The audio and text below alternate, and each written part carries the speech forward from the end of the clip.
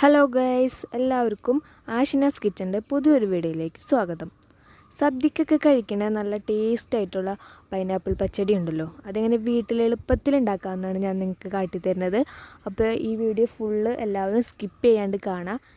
എല്ലാവർക്കും ഷെയർ ചെയ്ത് കൊടുക്കുക, സപ്പോർട്ട് ചെയ്യുക. പൈനാപ്പിൾ പച്ചടി ഉണ്ടാക്കാനായിട്ട് ഞാനിവിടെ 1 കപ്പ് പൈനാപ്പിൾ നുറുക്കിയതെടുത്തിട്ടുണ്ട്.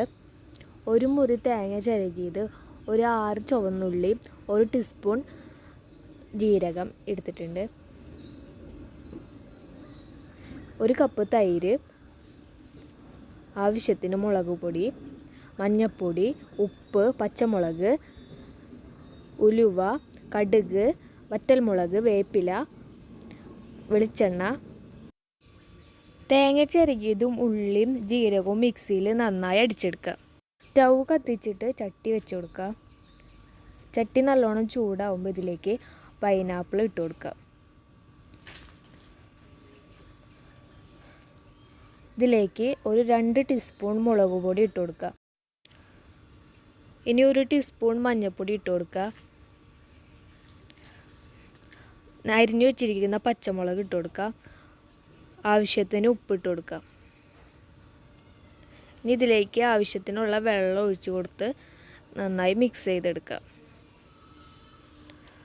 ഞാനിപ്പോൾ ഒരു 3 പച്ചമുളകാണ് ഇതിലേക്ക് എടുത്തിരിക്കുന്നത്.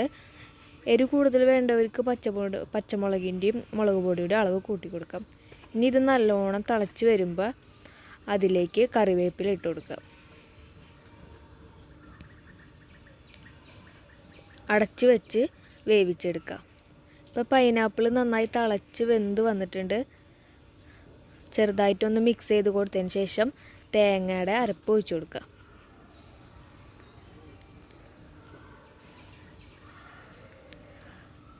നന്നായി മിക്സ് ചെയ്ത് കൊടുക്കുക. അരപ്പിട്ടതിന് ശേഷം നല്ലോണം തിളപ്പിച്ചെടുക്കണം.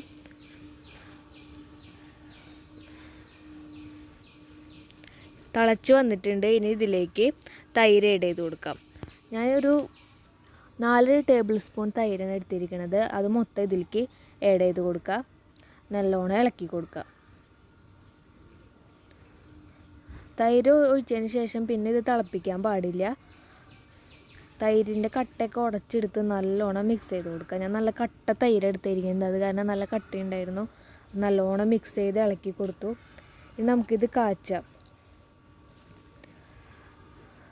കാച്ചാനായിട്ട് വേറൊരു ചട്ടി വെച്ച് കൊടുക്കാം. ചട്ടി ചൂടാകുമ്പോൾ അതിലേക്ക് ആവശ്യത്തിനുള്ള വെളിച്ചെണ്ണ ഒഴിച്ച് കൊടുക്കുക.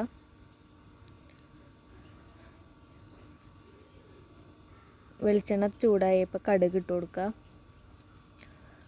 കടുക് നല്ലോണം പൊട്ടി വന്നിട്ടുണ്ട്. ഇനി ഇതിലേക്ക് ഉലുവ ഇട്ട് കൊടുക്കുക. ഉലുവയും കടുകും നന്നായി പൊട്ടി വരണം. അതിന് ശേഷം വറ്റൽമുളക് ഇട്ട് കൊടുക്കുക. കറിവേപ്പില ഇട്ട് കൊടുക്കുക. ഇതൊക്കെ നല്ലോണം മുരിഞ്ഞ് വരുമ്പോൾ കറിയിലേക്ക് ഒഴിച്ചു കൊടുക്കുക. ഹലോ ഗൈസ്, നമ്മുടെ പൈനാപ്പിൾ പച്ചടി റെഡി ആയിട്ടുണ്ട്. സദ്യ പച്ചടിയാണിത്. അപ്പോൾ എല്ലാവരും ഇത് ട്രൈ ചെയ്ത് നോക്കിയാൽ, ഞാനിത് ടേസ്റ്റ് ചെയ്തു, നല്ല ടേസ്റ്റ് ഉണ്ട്. അപ്പോൾ എല്ലാവരും ഇത് ഉണ്ടാക്കി നോക്കുക. നമ്മുടെ ചാനൽ സബ്സ്ക്രൈബ് ചെയ്യുക, ലൈക്ക് ചെയ്യുക, ഷെയർ ചെയ്യുക, കമൻറ്റ് ചെയ്യുക.